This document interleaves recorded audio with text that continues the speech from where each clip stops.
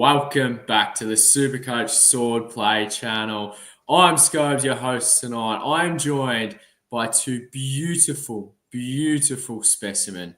And we'll go in the order of who is below me first. Joshy, how are you, mate? Yeah, not too bad. Keen for this debut Race Trade Mondays show. And we've got a very special guest on his own channel in DR on it. Absolutely, we do. And he's probably, I reckon he's a little bit nicer than what you and I are when we talk about rage trading. So this is going to be a little bit of contrast of emotions here, I think. But DR, how are you, mate? Going very well, boys. Now, I am just a guest on tonight because usually Monday nights are the only nights that I can't get anything out because I do coach a 3 basketball sides, coach a 2 boys, another team as well. So you boys will be taking the reins with the Rage Trade Mondays. So just a guest for the next couple of weeks, and then I'll be enjoying it myself a little bit later on the Monday night, mate. But not flying like you two are, but I am raging at the same time, mate. So we'll get a bit off our chest and talk about some of these in and outs.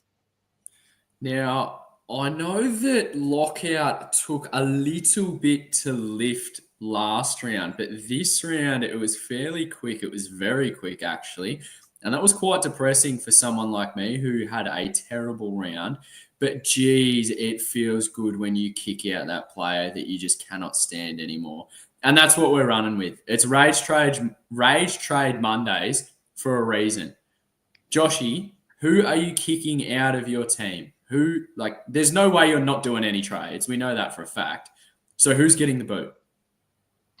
Well, I was pretty keen on getting O'Driscoll out if it was a long-term injury or more than 3 weeks, but it's actually looking like he didn't end up getting scans, despite some reports. So hopefully just a rolled ankle. I know that JL has confirmed that Jackson has done his hamstring, but no mention on O'Driscoll. So probably going to be keeping him, which means I miss out on Marich, but it is what it is. But in terms of trades, I think at this stage it might only be one, and it's probably going to be either Jack Henderson out if he gets dropped for a Clay Hall or a Travalia, or I might just go Mitchy Nevitt up to Sardis. But we'll have to wait and see if Mitch Nevitt was just a 1 week managed or if Chris Scott's lying again. So that was extremely boring. There was nothing interesting about that. Let's move on. Nothing interesting at all. No, absolutely not. No, hate that. That's terrible. There was no emotion. I'm not feeling it from you tonight, mate. DR, you've used 3 boosts already. You weren't too happy about that last night. Are you boosting again? And are you feeling happier about ditching certain players in your side currently? Oh, mate. I'm not going to boost. I do not care what happens. I'm not going to boost this week. I need to leave a couple in the bank. I just cannot afford to do that, brother. But I'm raging a little bit, and it's on one particular man. Now, I want to sit on my hands and be very vanilla and very boring and not even trade this week. I've used bloody 3 boosts, as you said, but the man that is in the firing line for me is Finn Callahan. Man, I didn't see this. They're tagging him. I thought the tags will go to Tom Green. Finney will run free like a bird, will run like a bird, fly like a bird. It probably wasn't the right animal to use there, but come on. He is absolutely killing me. And what I'm worried about, lads, is his high break even this week and the potential Windy tag. If Windy goes to him this week, I reckon I'm absolutely buggered. And I've got just enough coin in the bank to maybe get a Lockie Whitfield in for him, one of his teammates. So it's tempting. But Finn, I just don't know what to do with him. It's a rage trade, or is it a sensible trade? What do you reckon, boys, about Finn? I think get him out. Yeah, no, I'm jumping. If I owned him, I'd be jumping off in a heartbeat. Gone? Yeah. Yeah, in a heartbeat too. That's strong. In a heartbeat. And yeah, I think Collingwood really have a lot to blame for that. Purely because of opening round, he did whatever he wanted. They destroyed us, but also there was no Tom Green in there.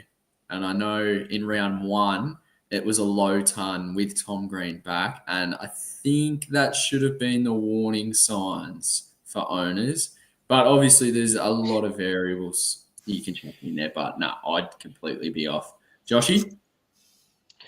Yeah, I'd be off. Like it's actually at the point now where it's only 1K, but he's actually less than his starting price now, which you couldn't have actually thought that was going to happen after starting off the season with that 144 and 104. I actually thought he was a really scary non-own, but with the Hager tag potentially this week, and then even maybe do they put Jordan onto him in 3 weeks' time as well? I think it's time to get out with a 137 break even. DR, a little bit of a random question, but how early or late do you lock your trades in, mate? Oh, look, it's funny. On the Monday, when I do my rage trades, they change before the pod. Then during the pod, they change. And then normally a day after the pod, they change again. So when do I actually lock them in? Different stages of the week. But what I try to do, if possible, is wait until the last minute, making these trades just before the lockout of each game, just in case there's any late news, injury carnage news. But I'm a pretty late lock-in trader, mate. How about yourself? You go nice and early, do you? You just stick to your convictions? Absolutely. Yeah, makes me feel better about not seeing a certain Jay Short in my team, but we'll talk about that soon. I was just going to ask, if you do leave your trades extremely late, because you did mention that you were looking at a Whitfield for Callahan, and you're a little bit worried about the potential Windhager tag. Is that like, are we talking you're watching live and you're sussing out where Windhager's going? Is he going to the middle to Finn? Is he going to like a half forward for a Whitfield? Are we talking that late, or are we talking 15 minutes prior to bounce, you've locked it in, that's it, phone's away? Well, I'm talking as late as possible when I can, but last season made a big mistake. I was watching on KO and I didn't realize about the delay. So I'll forget which game it was. I ranted one of my round reviews about it, but went to make the change. I thought, right, I think it was a not getting tagged scenario. Went to make the change and then locked out. I thought, what on earth is going on? And then I've realized I've suffered with the delay and I don't have Fox Footy anymore. Still just got KO, so I can't actually afford to do it, mate. So it's more of a 15-minute job now. But back in the day, it was certainly like a 5-second sort of job, mate. Yeah. The 5-second job. That sounds great. No, it's interesting that, because my trades were fairly locked in. Oh God, since the Sydney game finished, honestly, because I didn't trade in Bice, so it was literally Jaden Short to Bice, and then O'Driscoll had that ankle issue, whatever's going on there, and I've been looking at a few stats today, having a look at a few runs, and initially I was on Dunkley because I think he's a fantastic trade-in option, and you couldn't go wrong there. But then I thought, I've already got Essendon's best midfielder in my team on my bench in Sardis. Why not add their second best midfielder to my team in Zach Merritt? And I don't know if he's going to get tagged this week by Sparrow. I don't know if that was just a flash in the pan thing from Melbourne, like they lost anyway. But if I can sit through watching Essendon, who I wouldn't wish that on my worst enemy, but then sit through a tagged Merritt game, then I'll be happy Anzac Day, because the Pies will win by 100 points and Merritt will score 170. So it's perfect. So, and what I'm doing, I don't really care if O'Driscoll's going to miss only 1 week. Like his break even is shot for me. Like I'm happy to see him go, and I'm happy to replace that with, as I said, Essendon's second best midfielder in Zach Merritt. So my trades are Short to Bice and O'Driscoll to Merritt, and I haven't been so set on trades like that in a long time, in a very long time. So I'm pretty content with that at the moment. Is there any objections to that at all? Joshy, you got any inside word regarding Zach Merritt at all? Is he going to play full forward? Is, that genius coach Scott going to just bench him for 75% of the game? Oh, nah, there's absolutely no issues with Merritt. The only problem is in like 5 games time, he has that Jordan tag. So if you're willing to cop that, then it's all good because the first 4 are pretty good, and then he's got a pretty soft run following that as well. But yeah, just know that if we cop a tag, it's Merritt. We will. No one else in our team will ever get tagged. So yeah, if you're happy to cop tags, then go for it. But our run is very, very juicy. Well, as you brought up the Jordan tag, is the next tag not until like around 19? Well, by the looks of it, maybe. But I mean, he's been tagged by Carlton before, as recent as last year. That's in round 13. Geelong have had a tendency to tag this year. As you mentioned, Sparrow as well just tagged Verns, so he could have a tag as quickly as this week. Yeah. Teams are starting to tag a lot more now. Like some are popping up out of nowhere. Like we never saw this Sparrow tag happening. I know Camden McIntosh hasn't been very good at all, but that's a tagger that came out of nowhere as well. They're starting to pop up here and there. So yeah, as I said, if you think there's not going to be any tags, go for it. But if you can start to look at some of these matchups and go, well, maybe a tag there, maybe a tag there, you know it's going straight to Merritt because, as I said, no one else will be tagged from our team. I guess if Merritt gets tagged, that probably means instead of Sardis going 130, he's probably going 210 then. Cool. That's just like hot tip for everyone. He's the number 1 trade in Target this week if you own Bice. Like Sardis is going to the moon, absolute moon. But we'll move on from my love for that gorgeous, gorgeous number 5 wearing legend. Too bad he plays for an absolute tripe side though. Rage Trade Mondays. I'm going to read out some names, and I want to know if it's trade or hold. There's no context around it. And that might make it a little bit more difficult, but normally your first instinct is the right one, so to speak. And we'll go off the round change percentage just at time of recording, so literally 8:45 on a Tuesday night. So fairly early in the week, a lot can change. Obviously, teams haven't trained yet. But Nathan O'Driscoll, hold or trade? Hold. Hold for Dion. Hold for Joshy. Right. Joel Frazier. Hold or trade? Trade. The fridge is broken. The fridge is not running. Trade out. See you later, Jolly boy. Perfect. I like that. Now, this one's going to affect you more than Joshy Dia. Finn Callahan. Well, after listening to what you two just said before, bloody hell, I need to get rid of him, don't I? So I'll see you later, Finn. Bye-bye, son. It kills me. Yep. Joshy? Yeah. Yeah, trade for me. And I mean, the trades that you sent pre-pod, getting Whitfield in for Callahan with a few little tinkers, I would do that in a heartbeat. I would do it in a heartbeat. The issue is I'm using 2 more trades, Joshy. It's like, should I just sit on my hands and just cop it and just wait for other people to catch up using 2 more of their trades and get back more towards the mean? I don't know. And I hate one thing I've learned is I hate paying up 600K plus for players. Yeah, Tommy Stewart's coming up. I'm thinking, should I just wait on Whitfield and just go with Stewart the week after? It's tough, but Whitfield is just looking like an ultra premium, isn't he? He's such a tough non-own, and maybe for my own mental health, it might be actually a good idea, brother. But I'm going to be wrestling with those for the whole week, I reckon. Yeah, absolutely. And the thing that I would hate is to give you the advice of getting Whitfield in and then Windhagen going to him instead of Callahan. I would hate that. That would be a disaster. That.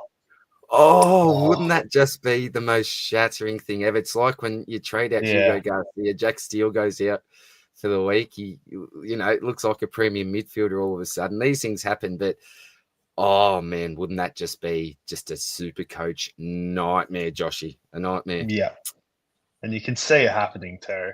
Like You just can the way this absolutely season's gone already as well. lock it in, Eddie. You said using two trades there. Would you not be using two trades anyway to get like let's not even talk about top 8 or top 6 because I think we can right at this stage I think we can almost 99.9% say Whitfield is going to be top 3, like barring complete role change. He gets put in a forward pocket and hell starts to freeze over and he's averaging 10 kicks a game. What like is that not what would normally happen anyway? Like you're using two trades to get a top 3 player in their line. The issue is that I've got Callaghan in the midfield who I really want to trade out. I've actually got enough money just with Callaghan to get up to Whitfield, but I don't have the DPP to swap over. So I literally need to trade out of Backman to get Whitfield back there. But with the flex that we've got, mate, there's other options, I suppose, now thinking about it with the flex. And I might be happy enough just to keep him there. The main thing is the whole Tom Stewart thing that's coming up soon. So I almost feel like it's a choice. Do I just go just the big boy now, just lock in that top 3, no stress, whatever, or just in my position, go the salvos sort of way and go for your Tommy Stewart, the absolute definition of a fallen premium, and keep some more dollars in the bank. That's the sort of the wrestle that I've got this week, Scobes. So if you don't, obviously you just said you needed to work some DPP out. Who's the defender that you would need to bring in potentially? Well, the one I'm bringing out, the one I'd trade out is Liam O'Connell from St Kilda. Now, he's obviously concussed. I don't know if he comes back on the side. I think Stocker's probably the one who took his spot. I don't know if he set the world on fire. So does Rossi Boy just bring him back as soon as he's available and give him another crack? I'm really not too sure. But even if so, he's a very slow burn. So he's probably the guy that comes out. But probably think about I could do something with the flex, I think, at this stage, brother. So maybe Finn Callaghan to Whitfield with the flex somehow. But it's got me paranoid now about Wendy going to bloody Lockie Whitfield. It could be devastating. Is there any cash in the bank at all? 180K, mate, in the bank. 180K. So theoretically speaking, you can drop all of that on Callaghan, use one trade, and get a top 8 midfielder. Yeah, I just don't know who that top 8 midfielder is. It's probably Sarong at this stage if I'm going there, or a Zeret, or your boy Zeret. So I could do that in one trade. With Zeret, just quickly, I absolutely agree with what Joshy was saying. It's like if the opposition are going to tag, it goes to Zeret. It's like you're almost close to 100% about it. But if they don't tag him, with this run coming up, wow, could be a great pod to bring in, a great pod. So I'm just finding it so hard. And sometimes it's random. Like you don't think a tag's coming, all of a sudden, bang, it just happens. So that's my only concern about Zeret. But if the tags don't come in, I love that all over it.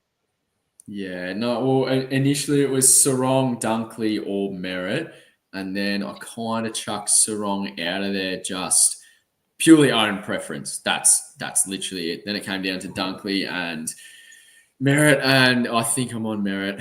So yeah, but with Merritt, like.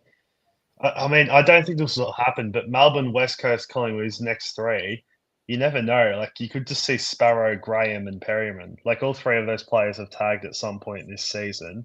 Obviously, Perryman didn't tag last week, but I mean, Merritt destroys Collingwood every single season in both games. So maybe 100%. enough. Yeah.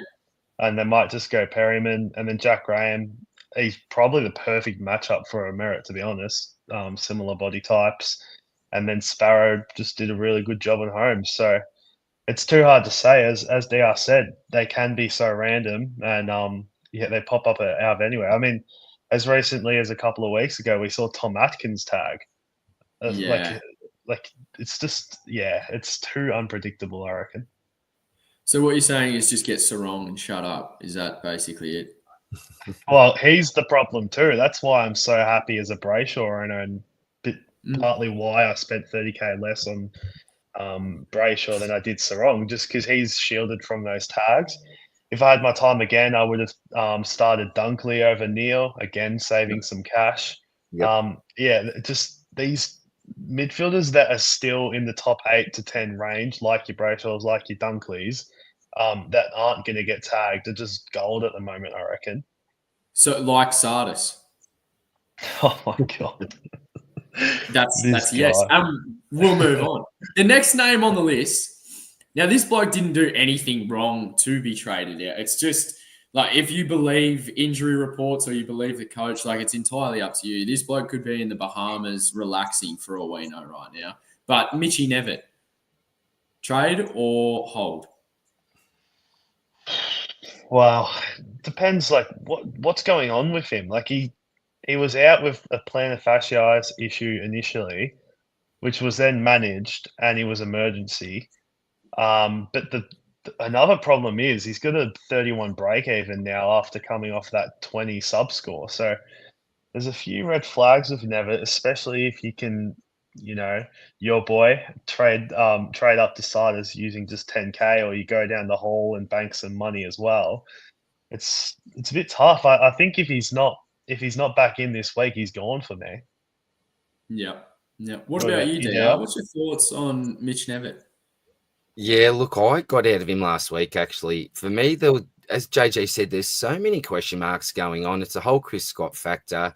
And my concern was that leading into this round with the best 22, like how many rookies with question marks about injury availability, whatever it is, can we actually be carrying in? So I thought he's got a little bit of coin on his head, probably happy to move him on. If I knew that everything's all good, he's not injured and all the rest, I'd definitely think he's a hold because I think he's a high potential rookie. But with that low score in the system, higher type break even, he's just going to be a slow burn. And the way that I thought about it, you jump off him now, the bloke that you get onto, just say it's Moraes, goes past him even by the time he gets back. So, yeah, wait, I think it's very much a team sheets thing. If he's named, then I would definitely be holding him.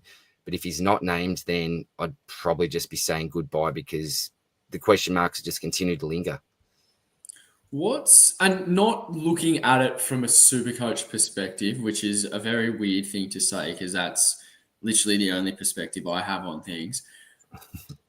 Are we against, I guess, Geelong and Chris Scott and how they've, I guess, handled this entire situation? Like, is that annoying at all? I'm actually curious to see both of your opinions on that. Like, is it good on them because there's no repercussions for basically just, I guess, lying, so to speak? Or are we like, good on them? Take every little inch that you can. Well, I don't think it's... Who likes it? I don't think even the Geelong fans like it. We don't like it. I agree. It's... And look, I suppose... good on them in a way tactically for continuing to do it because they know that they can get away from it. But, it annoys the living daylights out of me, mate. Really, really frustrating. The other week when Tom Stewart was named, not last week, the week before, it was so obvious. Every man and his dog knew that Stewart was not going to play. But he's named, of course, and of course O'Connor comes in as a late change. It's it's very obvious to most of us sometimes, but I just think he's taking the P155 a lot of the time, Chris Scott. Yeah. And it's fair to say you're against it? Absolutely. Yeah, I am, mate. I am. Yep. I'm against it. Yep. Joshy, what about you? Oh, I'm so against it, and I'm pretty sure it's as of like last year or the year before. It's actually against the rules now. Like the AFL cracked down on transparency around injury lists. I know Geelong were one of the ones that were doing long-term, short-term, like mid-term. They weren't actually doing weeks last year, or I think it was a year before. And they were the ones that had the AFL cracking down on transparent injury lists, and it's clearly still not working. I'd love to know how many times per year the Cats make a late change, because it seems like every week or every second week. They're the worst at it. And yeah, I think every AFL fan, including their own fans, like you said, are just sick of it. Yeah, I mean, I can completely understand it. Completely. And, especially if you're if you're going to the footy with your kids and, you tell them, player A got injured during the week at training, but he's been named to play, and everyone's up and about to see said player go out there, and then it's a late change, and obviously they're not playing. But it just feels like it might be the wrong way to look at it, and I cannot believe I'm saying this, but good on him. Like, if there's nothing that's going to happen, why wouldn't you name a player right up until you know that they physically cannot do their job in that 2-hour period of the day, and then just take him out? Because if you don't name him, you can't just say, "Oh, he's straight in." Like, why not use it to your advantage? And I think that's a horrible, horrible way to look at it. But why wouldn't you? Well, tactically, you're right. Well, I think tactically it makes sense for what they did last week. Maxi gone. Is he planning to play against De Koning? Is he planning to play against Stanley and De Koning? And then, long and behold, Blitzarves laid out, Stanley in, and Gorn wasn't able to plan properly. That makes sense. But a 8th game midfielder? Just be transparent. Does he have plantar fasciitis? Why is he just being managed? Is he emergency? I don't see any tactical advantage there on why you wouldn't be transparent about it. As I said, Stanley made sense, but yeah, it's just frustrating when it comes to our rookies where really just tell us, because you're not really getting any advantage of being secretive about an 8-game player, which half of his games was a sub. Yeah. No, I agree. We'll move on from, I guess, everyone's favourite team in Geelong. But this next player started off fairly well. He's owned by a quarter of the competition. And that's Connor Rozee. What's the go there? If you own him, are you holding? Are you trading? What's our thoughts in regards to giving Connor the flick or not? Joshy? Well, he's been copping the tags, and I thought with Butters back, he probably wouldn't have copped it. But maybe just first game back, I guess Ross didn't really think that Butters would be at his best capacity, and maybe that's why he still rolled with the tag on Rosie. But we thought the Finn McGuinness tag was done until a couple of weeks ago when he went on Callaghan. I think that's who went on him. I actually missed that game. I know Callaghan did get tagged. Yeah, so we thought that tag was done.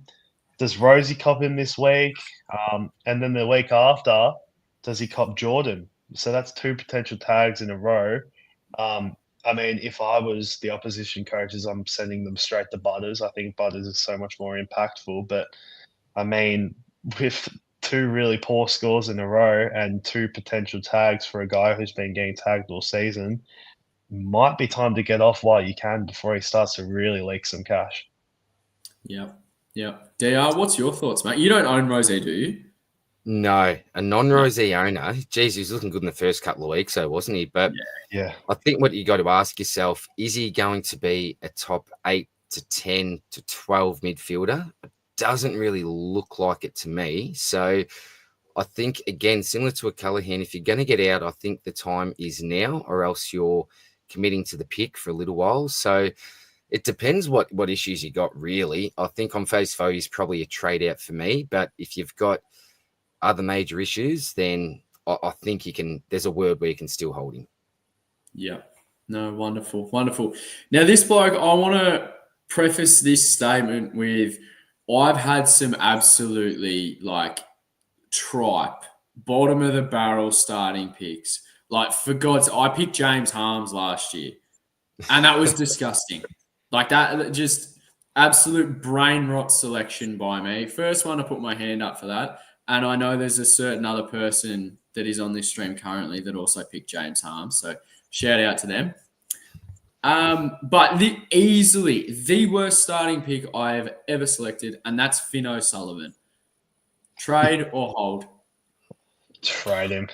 He's not going to make you anything. Later.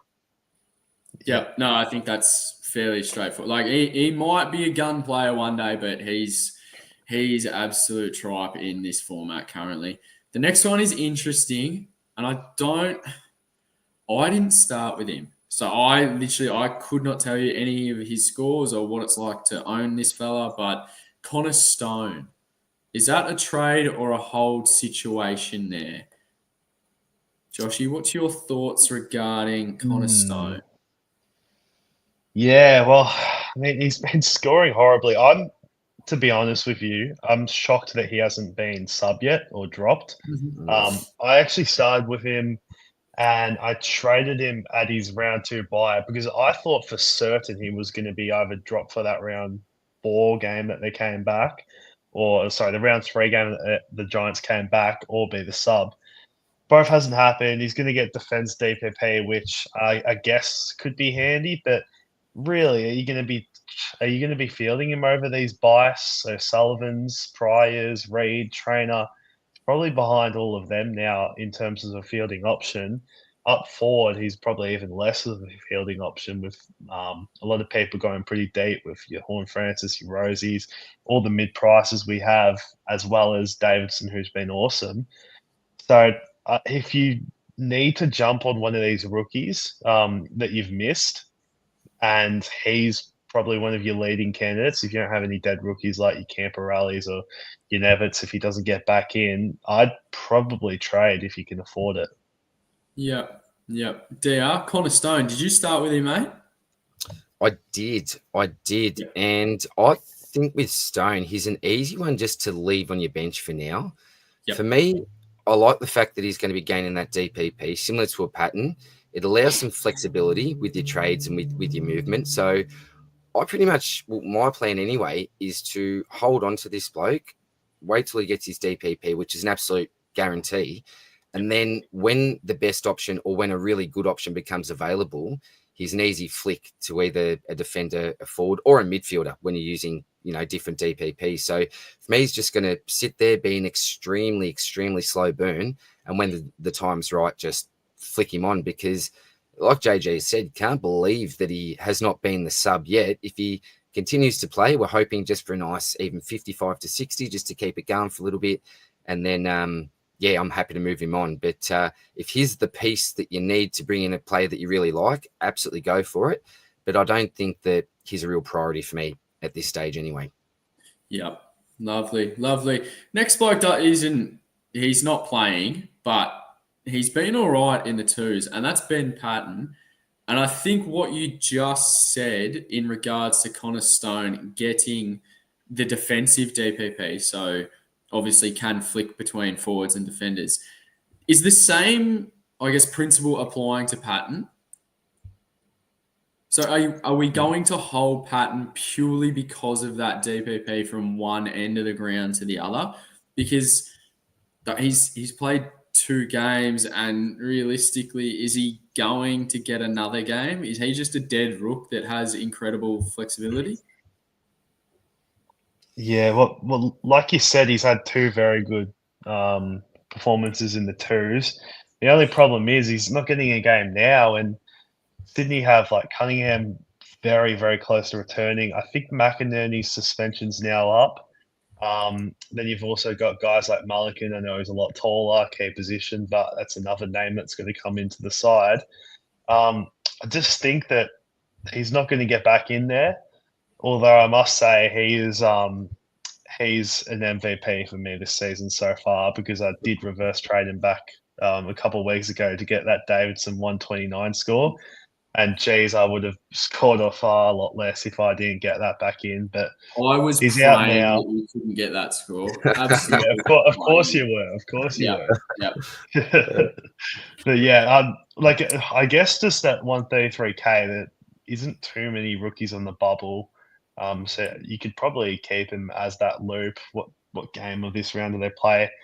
The second game of the round, so it's not really ideal. The only real person that you could loop with him is Connor O'Sullivan. But yeah, other than that, if you can afford to train him again, you'd probably get rid of him because he is a dead rookie. But I mean, you probably have other priorities, I guess. DR, what's your thoughts on Ben Patton?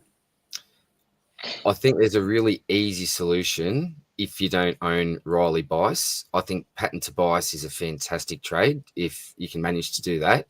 But apart from that, I don't really see anyone else that you're really trading him to. Like in my scenario before, I was going out a Liam O'Connell and a Finn Callaghan, just to get Whitfield back there potentially. So look, you could trade him out if he's that flexibility piece to get in another player that you like. But again, I don't think unless you're doing that, there's a huge need to trade him out now. I'd be probably getting rid of some other players without that flexibility myself. But yeah, it's a tough one. Very team dependent, I think, Benny Patton. Yeah, no, lovely. And our second last fella that we're going to talk about is such an interesting pick, and this all depends as to where you've got the player in your team. Matt Flynn, trade or hold? What's the go there?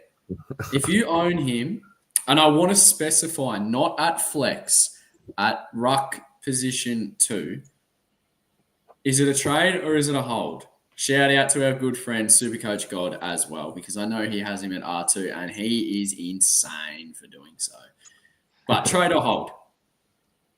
Oh, look, the bad bloke in me, I was saying this to God the other night. I said, mate, if you get saved from this, it's going to make me sick. I'm going to spew all over the place, mate. You deserve to get punished for this, mate. Not really. I do actually love the great man. But, this is an absolute team sheets thing, isn't it? Yeah, we're holding definitely. if he gets named. Apparently, he dominated in the resis, from what I've heard anyway.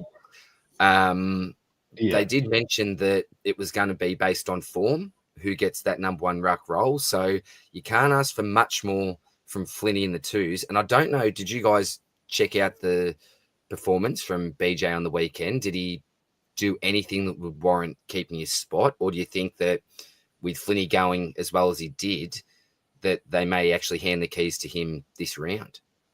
I mean, the only reason I watched that game was to see Marich just absolutely seagull. But Bailey Williams has done a fantastic impersonation of an AFL footballer for a couple of years now, and he has done so well in keeping that up. But how is he getting picked? I don't understand that. Like, they have, I think it's 4 ruckmen on their list, and they're all donkeys. Like, it's yeah. I don't understand it. I'd say if Flynn is named, like, you've just got to hold. Surely, don't you? Oh, definitely. If he's named, you hold, I reckon. What if he's The not only, named? the only thing I'd say is this, right? Even if he does hold, you'd want some cash in the bank, even for the week after, because what if he just puts in a bit of a dodgy performance and they go, all right, back you go, son. You're back on the twos again. Yeah, BJ, which you're is a back huge there. possibility. You're screwed because how much coin do you need to actually go up to a good ruckman? Because he still won't change in price after this week. And this is if he gets names, keep in mind. So he puts in a dog of a performance. See you later, mate. You're sitting there, even with 150K in the bank, which is decent.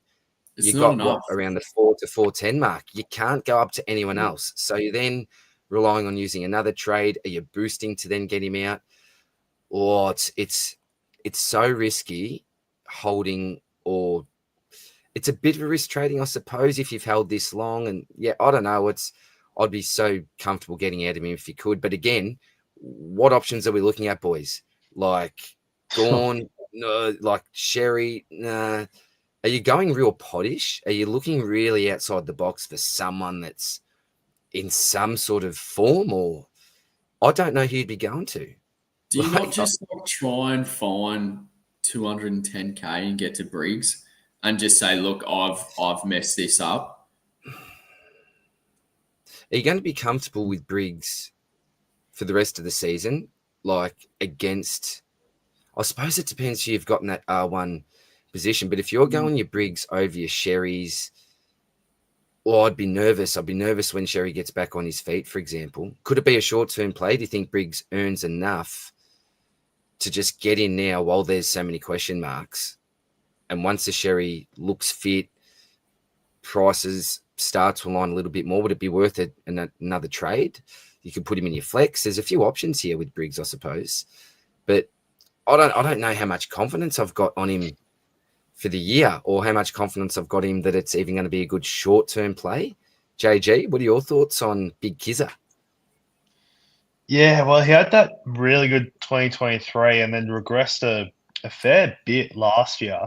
I think his average last year was something in the 90s, mid 90s, compared to 2023. I'm pretty sure it was definitely over 100 with his little breakout season that he had. I guess like it just depends how much money you're going to have because there's only, as Scope said, 200K difference between those two. If you're going to go even higher, then you've really got nothing to go to.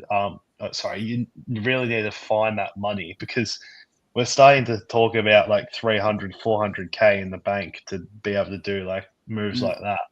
So you're probably looking at like a Flynn, O'Driscoll, and potentially even another rookie that's made a bit of cash for a double downgrade just to get Flynn up to someone decent. So Briggs might be the only option, and you might just have to cop a 95 average. It's going to be below the Connings if Peanuts come back, below your Sherrys, below your Gorns, but it might be something you just got to cop, I guess. Yeah, no, I guess you just maybe agree that pick you kind of messed up and you've just got to settle for someone that is at least going to play week in and week out. And that's, bite the bullet there. But we'll move on from that superstar in himself, Matty Flynn. The last player we'll talk about is James Leake. Did anyone start with him at all here? Because I didn't. No? No, He's only played 2 games. He hasn't had a price rise yet. Are you trading or are you holding him? Like, because I don't understand the trade out of him. That's just me personally. DR, what's your thoughts? Sorry, mate. I think it's got to be the bias, doesn't it? That trade out, you'd think. So you just reckon drop 80K on him and then straight to bias? Potentially, if you've got the money. But look, do we really see him getting games anytime soon? I suppose the risk for me is that. So I think most people at this stage, you could say, if they had, you've got our Zach Reed, Luke Trainer types, for example, like, and even if you've got, say, a Patton, I think if you've got, say, a Patton and a Leak, you've got to trade out one of them, because what then happens if we have a scenario like last year with a couple of defensive rookies going down at the same time? Remember, it was like Caulfield, Reed, Gibcus were screwed all of a sudden. So I think a lot of this depends on how much carnage you've already got down back. If you're running with 2, and we'll call, just say, Patton, for example, a dead rookie for now and Leak a dead rookie, then I think you've got to fix one of them somehow. But it looks like Bice is really the only realistic option at this stage if you don't have him. Is it? We're not paying up for Connor O'Sullivan at this stage. Or you could do something like I was thinking of, getting rid of a mid-pricer like your Callaghan, or even like a Rosie, for example, going down to a Clay Hall and then going up from someone like a Leak to a premium defender. There are options, but again, it's team dependent, boys. But the less dead rookies we got, I think the better is, I suppose, the only last thing I'll say about it. I agree on that. Joshy, what's your thoughts on James Leake? I agree with everything DR said. If you got Pan in the league, one's got to go. If you've already got Bice and you need another rookie, maybe hold just one more week and get a look at Hawley again. Hopefully not a sub, or get a look at Sandy Brock, who was actually really good against the Giants with a score of 80. Don't think he was playing on Hogan, who kicked 9 goals, which was good for him. But you'd probably look at him. But I really, really like the other option DR said, which is why I'm so big on him doing that Whitfield trade. And that's just if you have that Callaghan or your Rosie, you trade them out to Clay Hall, and then you go up from Leak to someone whoever you can afford. I actually really like that move. Is it just, if you were to do that move, is one of the factors holding people back from that just the psychological viewpoint of seeing in your midfield potentially, like, you've got your M1, say that's Dunkley, and then chances are you're going to have Clayton Oliver, then Chera / Rosie, and then rookies? Is that just because it looks wrong, so to speak? Would that be a factor holding people back from doing something exactly like what DR was talking about? Just the way it looks? You could be right, because in the preseason, I was genuinely considering going 5 deep down back and 5 mid primos in the midfield, with my only primo being Lockie Neal, followed by Oliver and Chera. Just because I really rated those midfield rookies compared to, I know Reed and Trainer have worked out now. I've also got Pryor, he's been good, and then obviously Bison O'Sullivan popped up. But at the start in that preseason, it was looking like the mid primos were the ones to go with, and that were really lacking down back. So you could be right with the psychological factor, because every time I played around with 5 down the back and those 5 in the midfield alongside 2 mid prices, it just looked really wrong. It didn't look right. But I mean, we've looked at how big the halfbacks have gone. Like Sinclair's popping off, Zorko's popping off, Whitfield's popping off. Cheesel's starting to bounce back now. These halfback mid defender primos have started like a house on fire, and with no Butters, with Dacos copping tags early, with Bont and Pally out, even your Gordons, we've actually lost a lot of those top 10 midfielder candidates, and that's why I think it could be viable just to get those defender premiums in at the moment. That was possibly the most intelligent thing I've ever heard you say.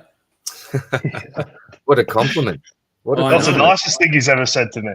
Yeah, I'm actually. You guys actually do love each other, don't you? This is all a charade, this online stuff. We're like an old married couple.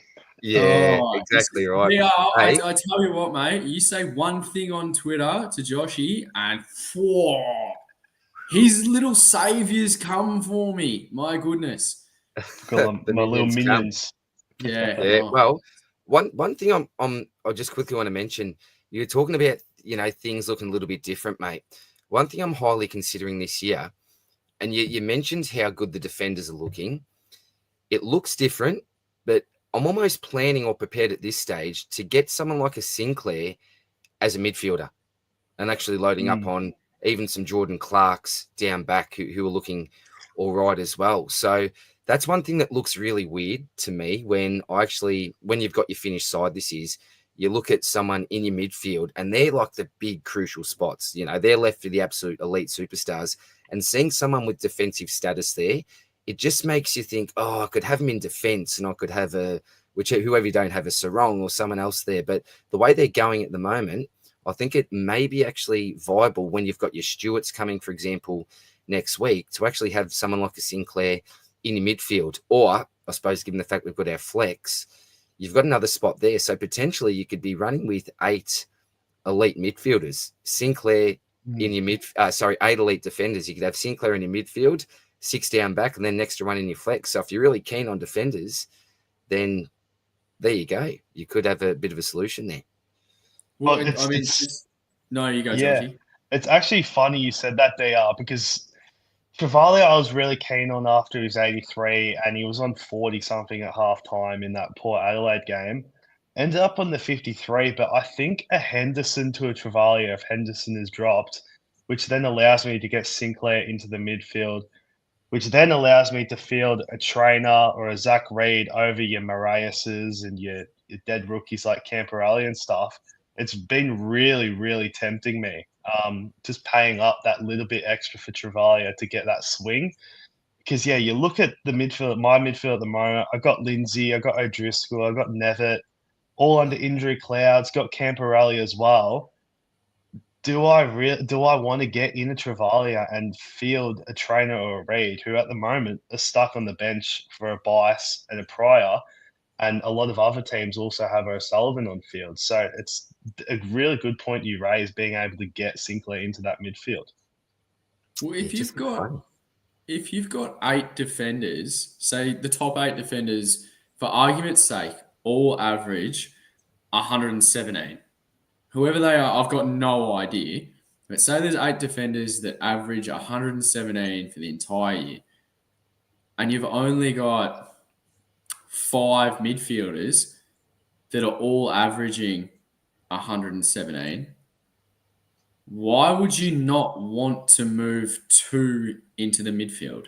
So then it turns into 6 and 7 instead of just having top 6 and 5. Like, is that not just a no-brainer? Is that like... Yeah. Well, yeah, this is the other thing I'll mention, right? So I own 2 Giants. I own a Giants player, a couple of Brisbane players, for example. So I've watched in 2 of the last 4 weeks, Lachie Neale get tagged 2 out of the 4. Zorko 0 out of the 4. You look at Finn Callaghan, he's been tagged a couple of times. Lachie Whitfield, no one in sight. So it seems like these blokes aren't even getting tagged at the moment. Well, so we talked about Sinclair's another as well. They are like Sinclair. McRae's been copying it. Like, I was thinking, because I'm a non-Sinclair owner, and I'm thinking, how the heck are you letting this bloke dominate and run around? Someone get on him. It was so frustrating, and they didn't. So it really looks like at the moment, even though tagging may be in vogue for some teams, it's more of a midfield focus. Can you blokes think of, and maybe it's on the spot, but think of a premium defender that's got properly tagged this year? Was Stewart maybe one with a Hayward or something maybe, or this year? This year, has there been anything major where we're thinking, Max, we're now worried about the thing? last week. Yeah, but he plays so much midfield now. I know, but if we're talking like classification positions in Supercoach. Classification, sorry. Yeah, good point. Okay. Yeah. But someone playing that defensive role, someone playing that purely attacking defensive role, have we actually seen someone get properly tagged? I can't remember. I'm not saying that hasn't happened, but I can't think back to a really big example from this year. Not this season, no. I mean, I guess the only one that did happen was we all had Jane Short round 1, started like a house on fire in the first half, and then Cottrell went to him and stopped him. But other than that, like, that was a very light tag though. Other than that, no team has gone into a game with a tagger just solely playing on a player. I don't think it's happened. I mean, you mentioned Holmes. Technically, yes, he's a defender in Supercoach, but last week got tagged by Sparrow for a 72, but he had 82% CBA, so he was very much in that midfield role. So I don't think it's happened for a full game yet this season. I actually don't think it has. You know, well, that's, and maybe if you look at those teams with a midfielder that teams would want to tag, for example, as well. So you've got maybe your Finn now, maybe that's good for Whitfield. If you've got Neale, maybe that's good for your Zorko. If you've got Sarong, maybe that's good for Jordan Clark. Maybe that's another thing we look at.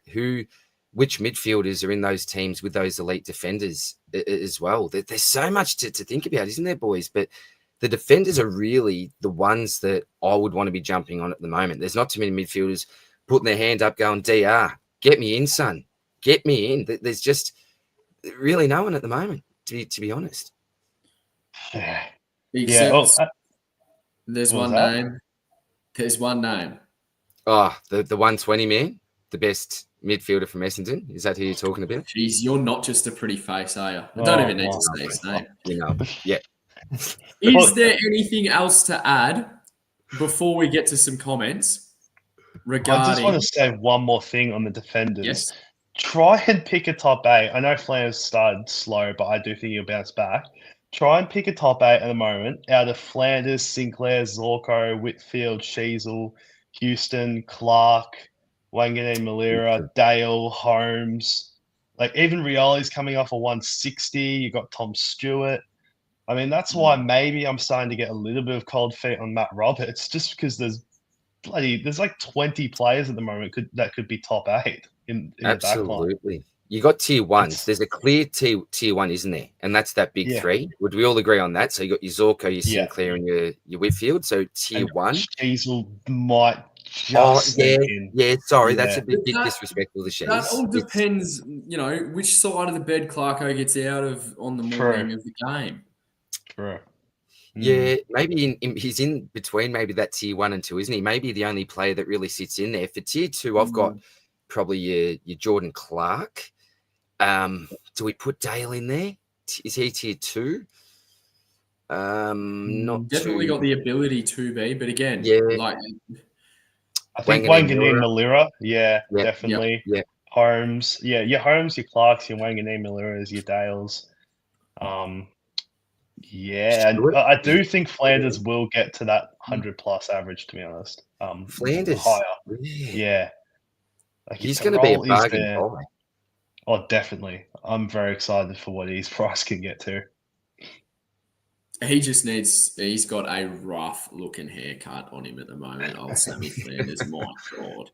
My God. That was a fantastic chat regarding defenders and moving them into the midfield. Like if you can pick them up and it's not going to ruin your trades, why wouldn't you do exactly what you were talking about, DR? Like, don't get me wrong, we spoke about like Sarong, Dunkley, Merritt, and there's no doubt that they're fantastic options, fantastic players. But when you've got halfbacks that literally don't need to break a sweat for a minimum of 25 touches a game, why not bring them in?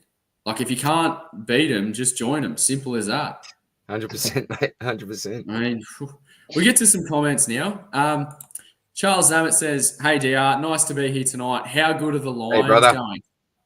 Yeah, look, we're just getting the job done at the moment. If you look back to last year, Charles, as you know, brother, it was a bit of a rough start for the boys. So just ticking along at the moment and hopefully continue on with that, mate. But yeah, shout out to you, brother. Ashcroft boys, bloody exciting. Michael says, "G'day boys, going again. Nice work. Absolutely, we are 100%." Shaney Barker says, "Last night's show was a belter." Oh my! Last night's show was absolutely wild. Global's in here again. He's always here, like clockwork. Legend. This one, I don't know what this means at all. Maybe I can be enlightened. Oh yeah, James very quickly. How mate. he's looking in the prison league.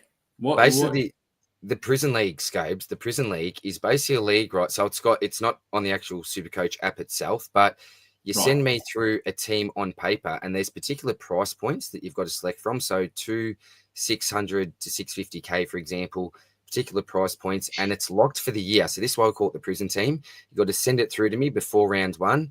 No captains, emergencies, all the rest, just based on total points. So very, very interesting concept, but I can't actually let you know, James, because it is locked away until the end of the year, mate, and final results will be in round 24. But some interesting teams out there so far, mate. Yeah, right. Well, there you go. That actually sounds better than Joshy's love of draft. One day I'll convert him. No. I asked you for a draft league to join, and you know what I got told? I got told something that I legally cannot say right now. Because you weren't serious. I was 100% serious.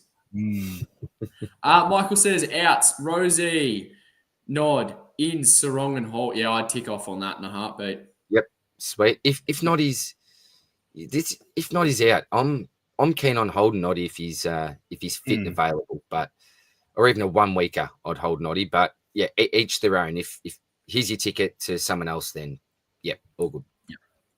Wonderful. Global says, get on the Mezza train. Great fixture and a beautiful pod in reference to Merritt.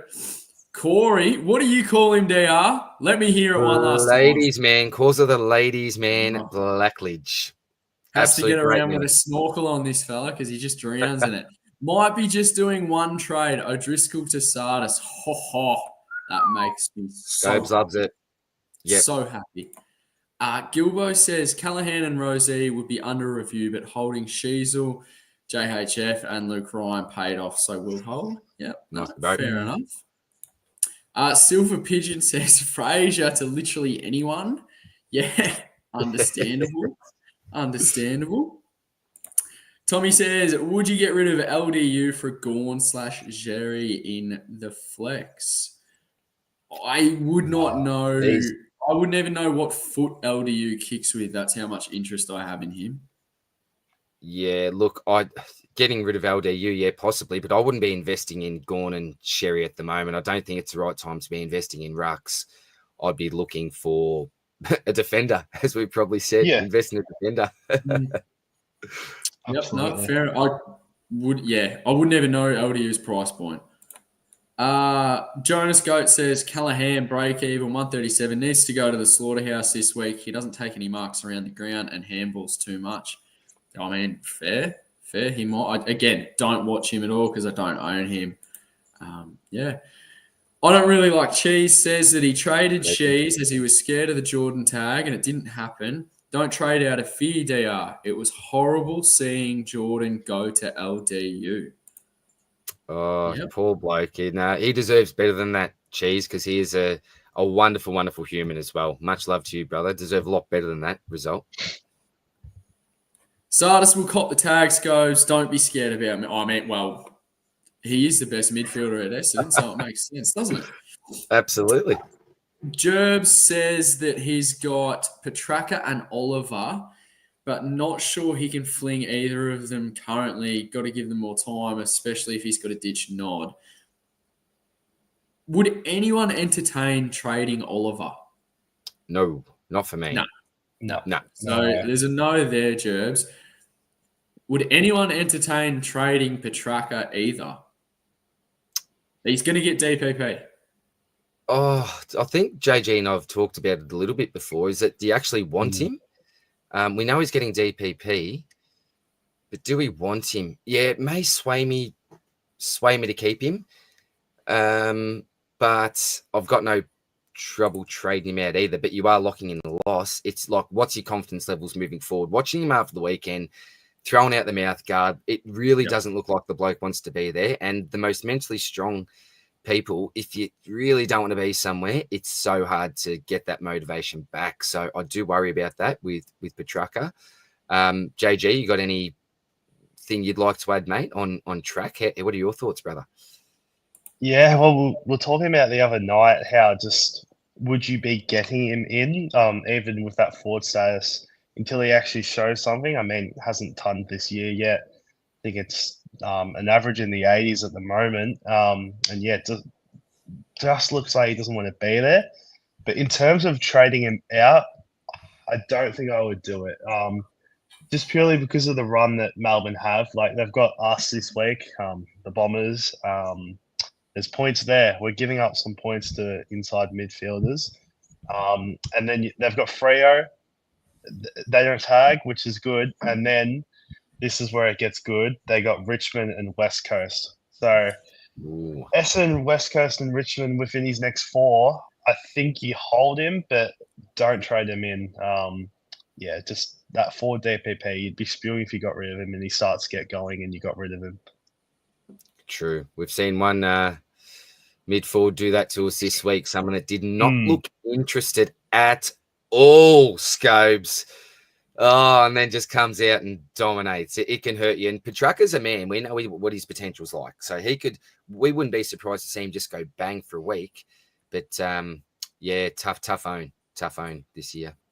Can give you, it might not be relevant this year, but next year we're all going to be selecting Christian Petrarca at F1 when he's playing for the Pies. Oh, lock it in, Eddie, you reckon? That's a little insight from my man Scoops. Oh. Next one we've got Gerbs has said again. Now, Joshy, I know it's not the exact same play, but you've toyed around with ditching Roberts out. I know you said you weren't serious, and then things got a little bit heated between you and I, and then we made up, as we always do. But Gerbs says Roberts to Sinclair, in solidarity, is that worth it? Because I'm saying no. I don't think it is. Like, I think Roberts is one of these guys that you're able to leave until you've pretty much done your last 1 or 2 upgrades. But then in saying that, I just rattled off all the guys that could be top 8 to 10 defenders this year, and there's about 20 of them. And I left out some players like Luke Ryan, who just had a spike score. Could he bounce back? There's a few others, like didn't even mention players like Himmelberg, who's hasn't gone under the ton, I don't think. And if he has, it's been 90s. But other than that, he's been going 95, 120s. I And think. Yeah. yeah, he's been awesome. Like, there's so many players back there that just, it's like the new golden role in Supercoach. You know, we always used to love these number one ruck roles and these inside midfielders, but the half back role has nearly taken over both of them. Which is why I'm even more spewing that I went Humphrey over Marriott, but that's a story for another day. But I think it's too early to go Roberts to Sinclair. Just purely, again, I said it the other night, but this is a guy that started the season 124, 95, 115. Like, he was scoring well. He was averaging a 3-game average of 111.3 with this role that we've been saying is so golden at the moment. So just hold him against Collingwood. I think you guys tend to sometimes give points up to half backs. I'm not too sure about that. I will be shocked if he doesn't go 120.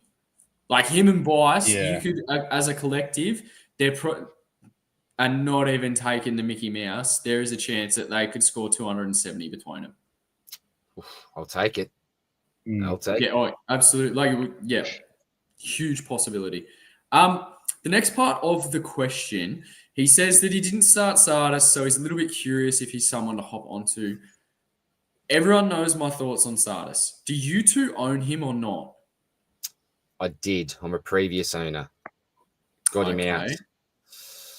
Right now, would you bring him back in? Without, obviously, just say he gets named. You know everything around Essendon's midfield. Obviously, Caldwell's not there. Parrish is going to come back through the VFL. I'm fairly certain is accurate. Joshy, correct me if I'm wrong. Yeah, I'm pretty sure that's been confirmed. Do you just blindly jump on Sardis or do you wait a week? You can't wait a week. Why not? Is that purely from the break-even perspective? Yeah, he's already 191K. Like, I don't think with his time on ground that he gets, you wouldn't be spending much more than that. I think that's at the very top of what you should be spending. I mean, looking at the break-even now, Supercoach have him as a 41. If he scores that, he goes up 24K. I think he's going to score a lot more than that. I think he's generally going 80 in him. But he's not like your Ryan Marriott, who has that half-back role. He's got a good midfield role when he's on the field, but his time on ground's so low. We saw in round 1 that, you know, if he doesn't maximise that time on ground, then he's not going to score very well. So I think it's now or never at 191K. And if you miss him, you miss him. Are you going to be bringing him in, Joshy? At the moment, he's coming in for Nevitt, but I mean, if anything more concrete comes out about Nevitt, even despite that break even in the sub score, I think I'd rather keep a trade than not. But then again, like Sardis, I'd probably be dragged in just because I really like him. I swear to God, if I had to sit through the preseason of you going on about this fella and you don't bring him in this week, your DMs are going to be on fire. DR, what's your thoughts on Sardis? It's the Tog that just terrifies me. It's the Tog that terrifies me. Saw the same thing with Hugo Garcia, and I sort of swore at the start of the season that I'm not going to jump on players with questionable Tog. It's just too much for risk for me. So that's probably the main thing that scares me off. But to be quite honest, if I hadn't have used as many trades as what I had already, I would actually be jumping on, because I think the opportunity's there. If the opportunity's ever going to be there for that Tog to rise, it's why you got your Caldwell out, still a few question marks on your Parrish. It's now. So as Joshy said, you cannot wait a week with that break even. You've got to make your mind up now. But yeah, if you don't see an improvement in Tog, even though his points per minute are really good, I don't think it'll work out as well as what some people are hoping. But if that Tog gets up, then you're on an absolute winner, I think. I cannot wait for that final siren to go and I just see Sardis 127. I'm going to What are be you going to sad. do next week? What are you going to do next week if he goes sub 60? Like, I can tell you we're still right going to now, see we it for won't be another doing year. a podcast because you'll fire me for what I'll say online. No. I'm joking. Honestly, I don't know if him going sub 60 would be like, is that actually possible? Like, if he gets decent time on ground, which everything is pointing to, is it possible that he goes sub 60? Because, like, he's a good player. Like, he genuinely is. And anyone that follows me or has listened to me, I do not praise Essendon at all. I don't care if you're James Hurd or but Kevin Sheedy or whatever. You get absolutely nothing. But he's a good kid. Like, he actually is. If he's on the field, he's going to score well. And I have no idea as to why he wasn't, like, he had 56% time on ground one game, and then it was followed up with like a 58%. It's not like he's not fit. Simple as that. I don't understand why he didn't get the opportunities. And now with all the injuries and all the factors pointing towards him spending more time on the ground than the actual bench, I don't see him going sub 60. Like, I don't think that's a possibility if everything falls into place. But as I I said, disagree, yeah, mate. Well, I agree. He is genuinely a good player. A lot of Essendon fans gave up on him, mostly because of his kicking efficiency. But I mean, he broke his hand in the pre-game warm-up. We got smashed by 60 points, and he had, with a broken hand, 25 touches, 14 contested, and 11 clearances. Like, it's pretty impressive, I reckon, in a smashing with a broken hand. yeah, I agree. Well, we literally just spoke about kick efficiency, and Gibbo's just put in it's under 50%. Like that, Yeah. that's disgusting. That's yuck, Mm, yuck. I think it's But because so much of his touches are a lot contested, and like those clearances, he's getting it out and he's just kicking it forward. And sometimes it gets marked. A lot of the times for us, and it doesn't, and that's why he gets it turned over a lot. he realizes that you use your feet to kick the ball, yeah, not your shin. Like, that's not a revelation for him, is it? But anyway, I'm sure throughout the week we will spend a lot of time on Sardis because, as I said, 180 for the rest of the year. Jump on, don't be disappointed, don't miss out. Denise, oh Jesus, boy, no, Denise. Hey guys, Rosie out for Dunkley or Whitfield via Holmes DPP. You can't go wrong, really, I don't think. It'd be almost my top recommended premium midfielder or close to. We've talked about, your Zerrett as well there. And Whitfield, probably number one defender for me. So I really don't think you can go too wrong, to be honest. I'll go Lockie Whitfield just because I'm pretty big on him at the moment. Flip a coin of Dunkley and Whitfield. That's my vote. Joshy, Yeah. what do you reckon, mate? I'll go Whitfield. Like, this stretch, it's been going on so much longer than this season now. Like, I enjoyed his 121.8 average in the last 12 games last year, and it looks like it's just continued this year. Yeah, he's a gun. His role's so good. Yeah, absolutely. That's ridiculous, says Zorko or Sinclair if there's an opportunity to bring one in. Break even Sinclair is lower with Marvel Stadium, 4 out of 6 games coming up. Zorko leaves me with more cash, though, where Sinclair leaves me peanuts. Personally, I reckon you're going to want both come the end of the year, which we've all, I think, come to the conclusion of. I'd probably just go Zorko because then you've got more cash and I guess chances are Sinclair's going to drop a little bit. Is that fair to say, gentlemen? Yeah, and I think as well, if you look at like the tag threat, I know we said halfbacks haven't been tagged this year, but I can see a world where Bedford goes to Sinclair this week. But I think Lockie Neal will always be the one tagged from Brisbane, and I think that's going to be a factor as well for Zorko, that he's probably going to get that free run pretty much every single week. Yeah. Yeah, I'd agree. I'd probably go Zorks this week because, as Scobes mentioned right at the top there, you probably want both in. They look like two must-have defenders. So go with the cheaper one now. Sinclair will be cheaper than his current price. So guarantee you that. Lock that in. Yeah. So, yeah, probably get the extra cash now, get the cheaper one, and then hopefully jump on him when he's at a more friendly price. Yep, perfect. Skick says Ross is going to tag Callahan just out of spite for not taking their offer.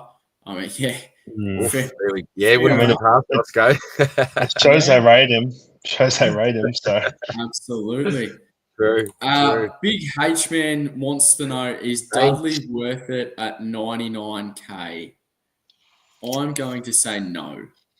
I would agree. well, yeah. And Scopes, every single time a Freo question comes that I'm not too sure on, I always go to our resident Freo man, Damo from the Footy Mailbag.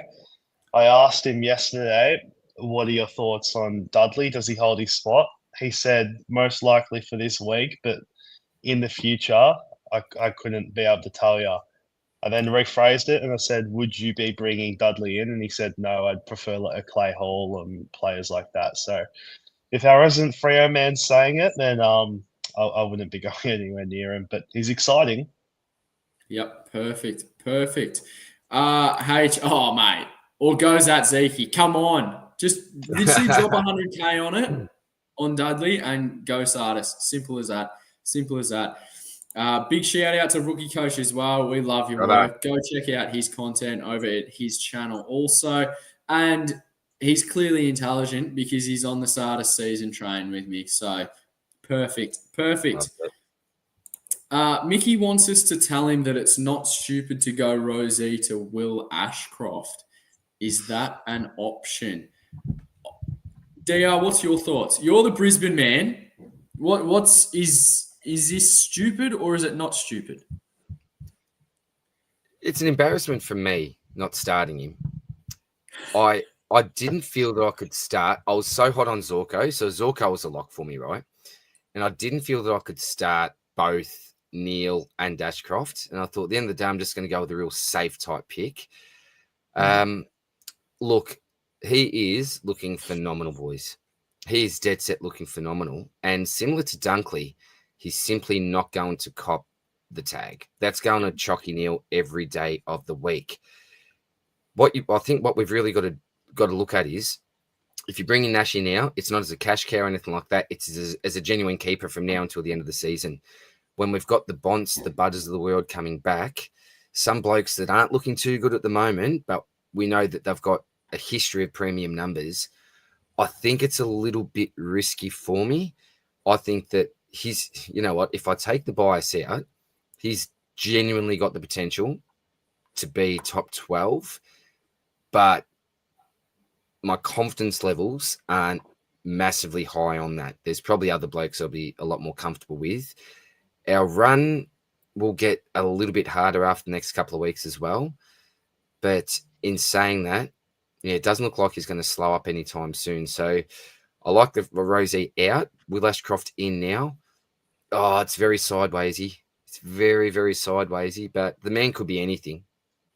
What do you reckon, JG? Am I too biased, taking the bias out too much? What are your thoughts as an Essendon supporter?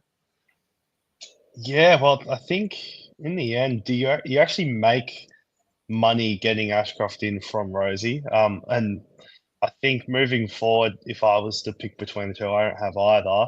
I would much rather have Ashcroft. We've spoken about how important it is picking up these players that are not really any chance to get tagged. And Lachie Neale, as we said, is just going to cop that tag every single week, whereas Rosie has been copping it at times this season. And looking at your run, there's still some pretty friendly games for inside mids, like the Dogs this week just gave up 2 130s to Brayshaw and Sarong. Then you got Collingwood. I mean, they gave up 144 to Callahan. Look at how he's gone since. They've given up scores to a few other inside mids as well. Then the Saints, Suns, North, and Melbourne. So it's still a very, very friendly draw for an inside mid. That's followed by Hawthorn and Essendon as well, which there's points there to be scored. I don't think it's a biased call, DR. I think like this is a guy that coming off an ACL, 6 games, 7 games back, won a Norm Smith medal on the biggest stage of the year. Like, he's supremely talented. The only issue I kind of have with him is he's that fourth string mid. So it is annoying how he's like behind McCluggage, Dunkley, and Neil in those CBAs, but still seems to be getting more than enough opportunities to score. Yeah, watching him live on the weekend. So he started off on the bench and then he actually started forward. So it takes a little while for him to get into that rotation, but once he does, then I think it's pretty fluent and pretty consistent. But yeah, they seem to start him and his brother on the pine, and then look for them to have an impact early. So I'd love to see him start in that opening rotation. I think that it may happen maybe a little bit later on towards the maybe mid part of the year. But for now, even the fact that he's coming off the bench, he's still scoring well enough, and he's just supremely talented, isn't it? Look at that goal on the weekend. Just smart, tough. Yeah, absolute gun. Is he top 8, though? I'm going to say no. I'm going to say no. Yeah. So I just don't understand why are you bringing in someone that's not going to be top 8? I think because we've got those 40 trades, and like that 1, 2, 3, 4, 5, 6, 7, 8. The next 8 rounds, you're looking at you could look at a pretty decent average. Although I am looking at his scores so far, it has been a soft run to start as well with West Coast, Geelong, and Richmond. So I think maybe that has to be considered as well, why he might be scoring well. I mean, one of the challenges they did have was Sydney, and it was just a 73. So maybe that's a factor as well. But I think with 40 trades, you have a bit more flexibility to be able to jump on these guys for a straight swap here. That can get you 8 to 9 weeks of solid premium top line scoring. Yeah, no, I can understand that. Absolutely. Let me put it this way, though. Does Tom Stewart have more of a chance to be top 8 defender from now on? Because obviously you don't get the points that you've missed, which you can look at it either way. It could be great because you missed the 9, or it could be terrible because you just missed the 118. Why not Rosie to Tom Stewart? Does Tom Stewart... I don't know if he does have more of a chance. Like, we just rattled off all the names of the defenders. No, and from now going forward, it might not look statistically top 8, like if you rank them, because obviously there's a 9 in there, but it doesn't matter because you don't, like, those weeks have gone. We're talking about now forward. Like, it's fantastic that Ashcroft is averaging 123 in the first 3 rounds. Do you think he continues that for the rest of the year? So my question would be, would Tom Stewart not have more of a chance now going forward? You're banking, 70K for a chance at someone to be top 8 that has a higher percentage of doing so than going to Ashcroft? Potentially. But yeah, like I know the scores that have happened already don't count for the rest of the season, but there is genuinely, if you ask me right now to give you the top 10 defenders, I would seriously struggle. Whereas the midfielders, I think when you start to equate from now on, Dacos, Bont, Butters, I think it gets a little bit clearer after them 3 plus a Sarong and a Merit and stuff. Yep. And I think Ashcroft could still be in that conversation. Whereas Stewart, he's got so many players to compete with at the moment, I reckon. So yeah, I'm not too sure. It's really tough to say, but maybe at the end of the day, it does come down to the price. And yeah, as you said, you're going to be saving a lot more in Stewart. Yeah, no, absolutely. I just throwing it out there. Like, Ashcroft is a fantastic option as well. I'm just looking at who's around that price, but yeah. No, DR will be back shortly, I have no doubt, but we'll go to our next comment. Connor Stone is going to be on my bench all year, like Clark and Chess. Yep. That was terrible owning Chesser. Johnny says Fraser down to 99k, Brock nod up to Rao and Stone to Travalia, avoiding sideways trading and holding Roberts one more week for Stewie. Joshy, do you tick that off or not? I don't. I think Fraser definitely has to go out, but I think Sandy Brock is a player that you definitely need to have one more look at. I don't think you can get him in off one game. I know he scored 80, but I mean, McGovern is in that 2 to 3 week range between coming back. And, Brock could play really well in these 2 to 3 weeks and be able to retain his spot when McGovern comes back. But I would need to see one more week sample size to be a little bit more confident about that, because the worst thing can happen, it's bad enough having a Ben Patton who plays 2 rounds and you get him as a dead rookie at 133k. It's going to be even harder to recover from if you get a Sandy Brock for 99k, plays 2 games and you lose him. There's not many places you can go from there without trying to get cash in or having a miracle 99k player come in. So I wouldn't be going a week early on him. Bringing in Rao off a 74. Rao does this every single year where he starts hot, and he's already shown that he's still prone to those low scoring. He started really hot in the first quarter, but they had a really soft run with Melbourne and West Coast. They smashed them, and that's where Rao got those big points. All of a sudden, a close 1-point win against Adelaide, and Rao's back to those 70s. So, again, that's something that I wouldn't tick off. Stone to Travalia. I said before, I'm looking at Travalia, more specifically just for that little swing with Sinclair and Travalia. But yeah, the first two, getting in Rao and getting in Brock, I just wouldn't do it. But Fraser does need to go out. Yeah, I literally have nothing more to add to that, mate. JCR wants DR to trade out Finn, so he goes 150. Oh. Bad comment bot says he bought in Bryce McCluggage and Will Ashcroft. Well, you're absolutely laughing, mate. Absolutely laughing.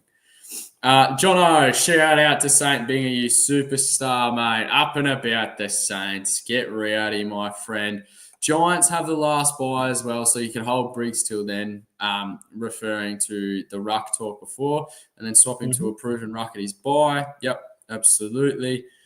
Like that. Paddy Connolly says, nod to Brayshaw and Rosie to Dawson, or boost and go nod to Brayshaw and Rosie to Whitfield and Henderson to Hall. Second option. I'd say send it. Yeah, second option as well. Like Whitfield and Brayshaw are flying at the moment.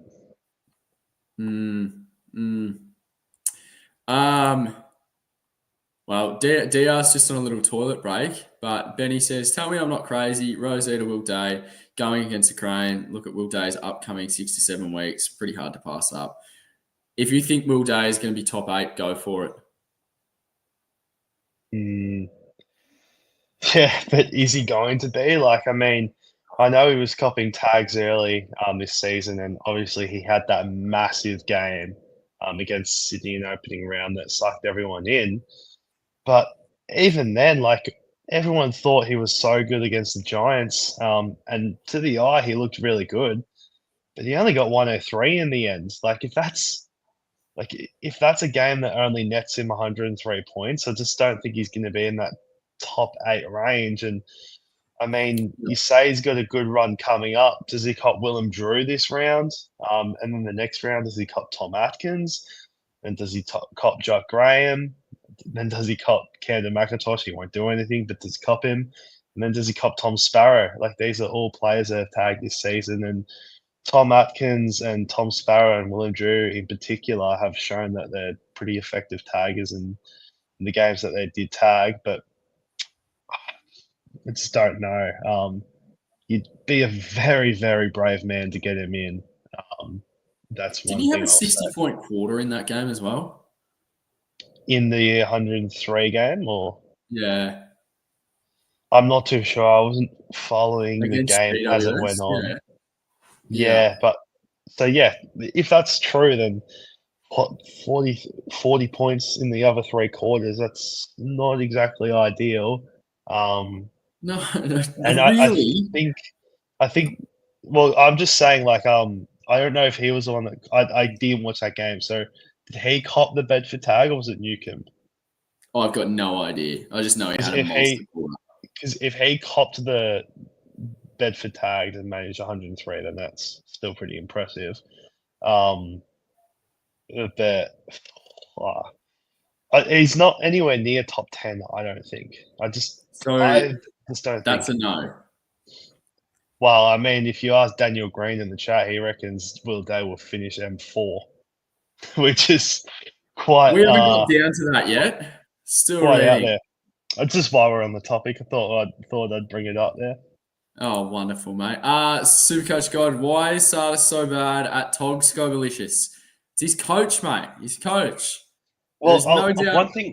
one thing I'll add, Chris Scott, Jesus, how am I going? Brad Scott must be like, I don't know why, but he just thinks that Sardis is just purely an inside mid, and that's why he can only come onto the ground as an inside mid. But as someone who follows the draft pretty well, Sardis was touted as an inside outside midfielder. So I don't know why we can't just when he's not able to get into that inside midfield, why he can't just rest on the wing or play on the wing as well. Like I think he would be more than fine to do that. Look at what DR just said about Ashcroft starting a half forward, rolling into the stoppage. Why can't Sardis do that? Why is it just purely a CBA role? I don't understand it, but I mean, this is directed at you. So why is his Tog so bad? Well, the reason why his Tog is so bad is it's purely his coach. Like that's it. Oh, we're just back onto the Sardis talk, mate. Just so Yeah, what a surprise. We're talking about Sardis again. Jeez, it's we spent an hour and a half Couldn't believe talking it. about number 5 Yeah. in the Essendon jumper. Genuinely, I have no idea, no clue, mate. But I hope to God you're bringing him back in, or you're extremely intelligent like myself and held the best midfielder down at Windy Hill. Fevolution says, "Hey legends, thought on a straight swap, Rosie to Sinclair." Yes, yep. I would do You're that. paying up. I don't like paying up that much, but it's a massive upgrade. You're paying for quality. I mean, I tick that straight off. Joshy, what's your thoughts, mate? Yeah, I mean, DR mentioned it a bit earlier about paying up for those promos. Like 639K is a lot to pay. I think I'd prefer to get a Whitfield in for cheaper or a Zorko in for a little bit cheaper if you don't have those guys, but then you can't really fault getting in Sinclair. Yeah. No, I mean, I think we've all come to the conclusion that's yes. Jessica wants to know, out Noddy and Nevitt for Trav and Marriage. Is it too late for Marriage at 320K? I'm not going to answer this because I already own Marriage. DR, Joshy, do you both own Marriage at all? I do. I am an You owner. do. Wonderful. Joshy, you don't? I don't, and I said on last night's stream that I don't think it's too late for Marriage because if O'Driscoll's injury is bad, which at the moment it's looking like it isn't, I was thinking just that straight swap to Marriage with still a negative break even and has that role. Yep. So are we ticking this off? Yes, but as I said, like if O'Driscoll's not out, keep him. Honestly, like Richmond this week, we saw his scoring in the first couple of rounds. Yeah, I'd hold him if you can. Yeah, I'd be jumping on either Zorko or Whitfield just because of the price, I think, at this stage. Yeah. No, absolutely. Random one. Is brie cheese the best cheese? I can't comment, and this sounds really weird, right? But I can't eat a cheese sandwich, but I love a toasty. I know that sounds weird, but What? yeah, it's strange. Just like I can't eat roast pumpkin, but I like pumpkin soup. It's bizarre. It's strange. It's exotic. but I've got no idea, mate, how the old taste buds work. So I can't answer this. Not a cheese man myself. Tell you Although what the best cheese is? this man here, Halloumi. Halloumi. Oh yeah, Yeah. Halloumi's Yeah. JG's We'll start a excited. food review every Monday as well. Yeah. Get the track on. Yeah, Monday. God. Dia, I'm going to pass over to you for this because I'm not fully wrapped around it just to speak, but our amazing friend God has donated it as well. And I think it's only fair that you explain this to the best of your ability because he's so much better than I. What a great man he is. And the man above him, I don't really like cheese, has really driven this so far. God, you're an absolute legend, mate. You know this. Thank you very much, brother. Very generous. But what we're doing is we are raising money for what we're calling a bat for Jack, a young man that I know, a very, very talented cricketer, not really, doesn't really have the means to purchase his dream cricket bat. So I thought that I'd try my best to raise a bit of money. I'll obviously put a fair bit of money towards it as well, but we want quality, boys. We don't want just your standard even grey nickels type operation where we go down a rebel. We want some nice quality willow here, or some oak or willow. I think it's willow, and we think it's either the English willow or a bat all the way from India. So we are trying to raise as much money as possible. I need to get a total next live. I'll work that one out because there has been some really lovely donations by some wonderful people here. So thank you very much, God. You are a great man, mate. And what's he also got here? The Horn Wars. I like that, the Horn Wars. Callaghan strikes back. Yep. Oh, sorry. Callaghan strikes back. This better happen. Well, I don't know if I'm going to keep him anymore, mate, but for your sake, great man, I hope he does. Revenge of the Rankin. I think we're all on board with that. And Rise of the Super Coach God from 15K rank. We've got all the belief in you, brother. You can do it. And like Scobes, a good Collingwood man as well. So thank you very much, my friend. Much appreciated, legend. I don't think good and Collingwood should ever be used in a sentence together. Putting it out there. And also, I love this. He's coming for Hippo and JJ's rank. JJ, what are you ranked, mate? What's your rank, JJ? 398 at the moment, but it's so tight. Like what was that? You cut out. Top 400. Top 400. Okay. Yeah, right. Yeah. But yeah, I was actually looking today. The points are so tight. Like it's round 4. I'm really not getting too excited yet. Although I was looking back on my previous season ranks, and like I think it was all of them at this point of the season. Like I was in the 10,000s, 12,000s, 8,000s, and just climbing up the ranks every single year. So it's nice to start at the top this year rather than be clawing my way back all year. But we'll see. Yeah, wonderful. Ghost Bake says, what do you think of Callaghan and Rosie to Marich and Midfield via DPP if Nod isn't out for too long? Honestly, I'd probably do it.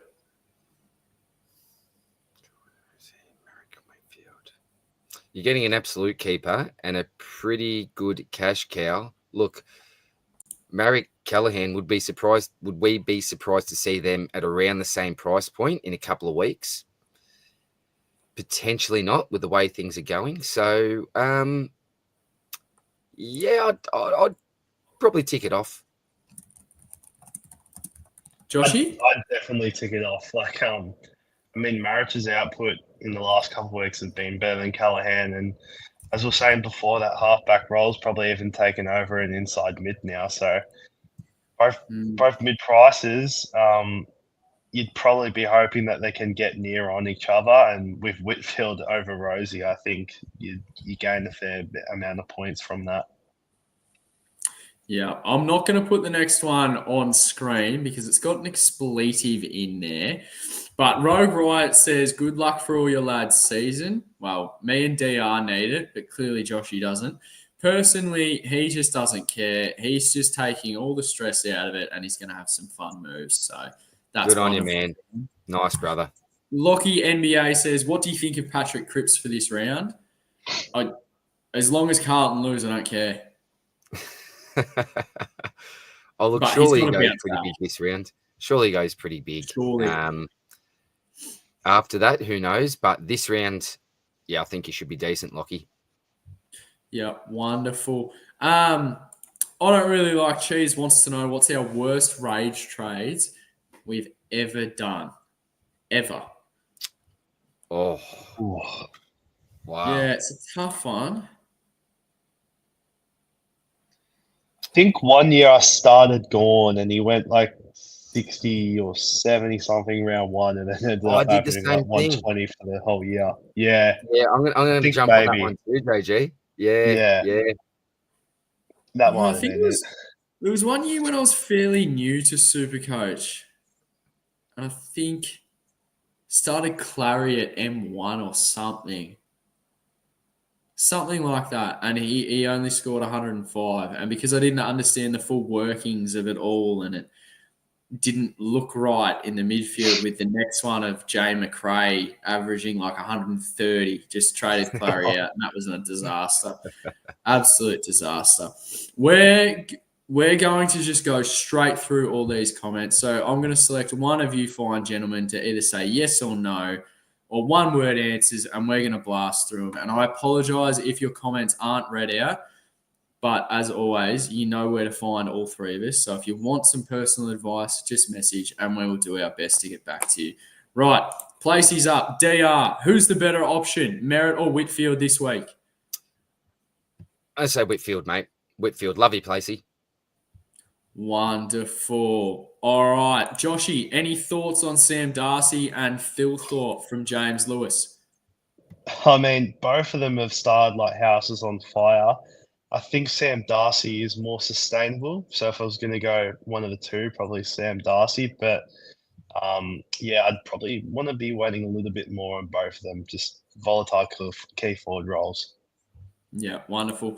Logs, this bloke actually goes for Carlton, and to be fair, I genuinely like him. Scobes, what's going on with Eloise on Twitter? How are you? Well, I'm getting told that I've made something up when I'm literally just retweeting something that someone else has said. So, Logs, just jump in my DMs, mate. And if you're silly enough to think that I influence what a page that has maybe 40 times my following does, then yep, it's my fault, and I apologise. All right. DR, what's your thoughts on bringing in Sicily? Well, not for me. We went through all the list of premium defenders that we've got available to us, and I just don't have Sicily near the tier 1 or tier 2s, maybe a tier 3. Great when he's on, but nah, not for me, mate. Other better options. Yep. Lovely. Lovely. Scobes, I want to see a Sardis Old Testament post on my feed before his game this week. Summon the 150 Matty Shortstyle. That is why I genuinely like this fella. And it's just a shame he goes for Carlton because I'd like him more if he didn't. Right. This bloke is an absolute legend. Absolute legend. And I don't say that lightly. Absolute legend of the community, superstar. Joshy, is it worth going Henderson to Saligo or Warner to Rankin? He's got 370k in the bank, so could do it in one move. Well, first of all, I'd just got to thank Doodles on behalf of all of us, because looking at where Barassi is pointing in that thumbnail, just look to a little bit under his finger. Those three fine gentlemen. That's Doodles' work. He's done really well. You can probably tell which one's which from those little doodles there. I think it's pretty obvious. In terms of his question, Henderson to Saligo. Saligo has started like a house on fire. My only problem is he's had 4 tons, high score of 126. I think he lacks ceiling, but he's really been good with consistency this year so far. And then Warner to Rankin. If that's Chad Warner's about to get forward status, so I'd be holding him. 370k in the bank, I think, will give you a lot more flexibility I reckon to do a little. I reckon it might even be Corey. Because if he's going Henderson to Saligo, I reckon he's probably got enough cash to be doing that with Quarter maybe. If that is Corey Warner to Rankin, then I'm doing that over Henderson to Saligo any day of the week. Yeah, that makes sense. Rankin's that forward keeper. He's that pillar in our forward lines. Whereas Saligo, great breakout options. Looks like an up-and-coming superstar. But we talked about, is Will Ashcroft going to be near the top 10 top, probably not. So yeah, number 2 trade there, Doodles. I'm a fan of, mate. Wanted to rank him. Definitely. Like, yep, absolutely. Cheese wants to know, Joshy, what's your rank again? I'm not going there because I No? can see God's done it as well. So I was going to say, would you we'll answer it take for a God? comment. What's your I rank? love God. God knows I love him, but he's been doing this for a bit too long now. So are you going to tell us your rank or not? I'm not going to do it. Anyone Okay. wants to see, look up Pepsi Max FC on Supercoach and you'll see. Yeah, fair enough. Who is the better option, Darcy Jones or Nick Watson, DR? Or look, if any, Lockie. Now, very quickly, Lockie is a good mate of my son, Maxie's. So Lockie's an absolute superstar of a kid. Great little footy player and basketballer as well. Very new to the game this year. In my family league is Lockie. So Lockie, I wouldn't advise going any, my mate. If you're keen on one of the two, I'll be going Darcy Jones. I don't know if the Wizards got much in him, mate, but Lockie, come around during the week, mate. You only live up the road. We're going to talk some Supercoach. We'll get Maxie around. Maxie, my son, Captain Huey McCluggage this week, boys. So, yeah, he's a bit up and about. Had the big O on his side for a 114, and yeah, loving life is Maxie at the moment. But Lockie, probably Darcy Jones out of the two, but come we'll have a Supercoach chat during the week, buddy. Is it weird being the second best Supercoach player in your household? Yeah, I'm almost the third, mate, because Lisa's been going pretty well. Nash is having a bit of an off season, but yeah, who'd she bring in? Was it Chandler or Sparrow after he had that like really negative break even? I said, don't do it. She's like, nah, following the gut like you don't do. And the gut was a little bit rotten with that one. But nah, she is learning pretty well. She's a pretty decent player. My goodness. This looks like it's going to be the second last one. Fishing for Fun wants to know, is Bice going to be a D6 keeper? I'm thinking he might. Honestly, if he keeps doing what he's doing, there's all chance of it. Not a D6.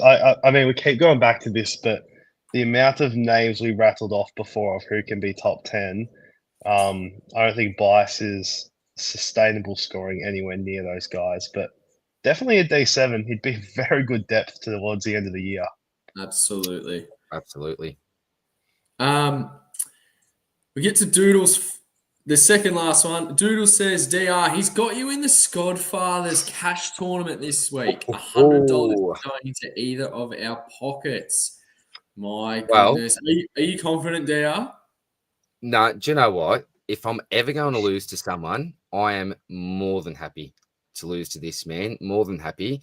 And Doodles, what I will say, mate, if I am somehow lucky enough to win the 100 from you, mate, I'm going to chuck that straight towards a bat for Jack. So good luck, brother. I would be more than happy to lose to you, mate.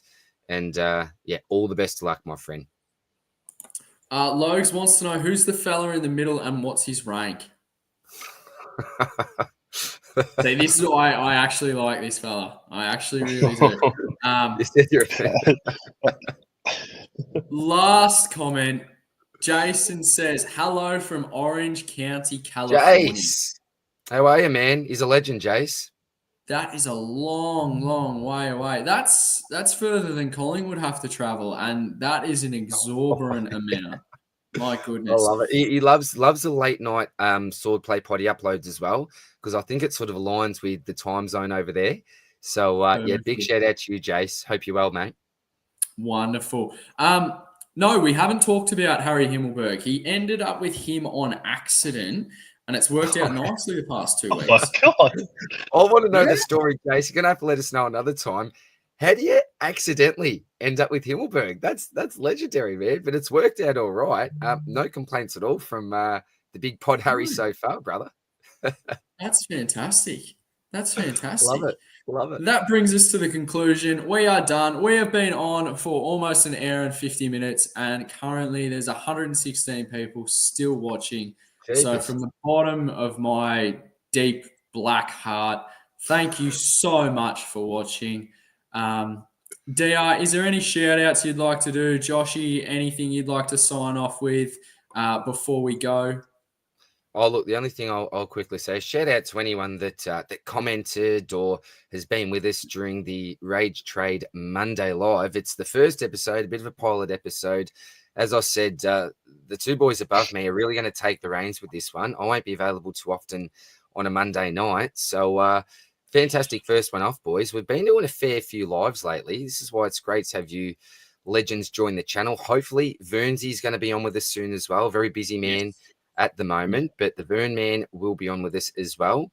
But always an absolute pleasure, boys. And Finn Callahan on the chopping block for me this week. JG, any words of wisdom to finish this off? I normally do this with Spills, chuck him right under the bus, and he ends up going with this bird in the bush in two hands type quote that I think that's the only one he really knows. So have you got anything big for us, mate, to sort of end us off before Scobes says goodbye? I've got nothing like that. I think Spills is a bit better at thinking about a quote off the top of his head. But what I will say is just it was really good fun to get the first Rage Trade Monday out. Obviously, as you mentioned, we'll get Verns back next week, hopefully. Just been really thankful that we've got the joint swordplay, especially the last week or so, finally getting some content out there. It's been really good fun. Had a big live stream last night and I'm keen to see how many live streams to come for this season. Before we go, I just want to say one thing. Thank you so much to everyone. And I want everyone to listen to what I'm about to say extremely carefully. And I want them to just inhale it, understand, and comprehend. Those who have traded out the one, the only, Sartis, shall be forever in pain unless they bring him back. For we are about to gain, in the world we play of Supercoach, an extreme amount of points, and we will all be happy with his time on ground. So thank you, and we'll see you next week for some Rage Trade Mondays. Goodbye, everyone. Catch you, boys.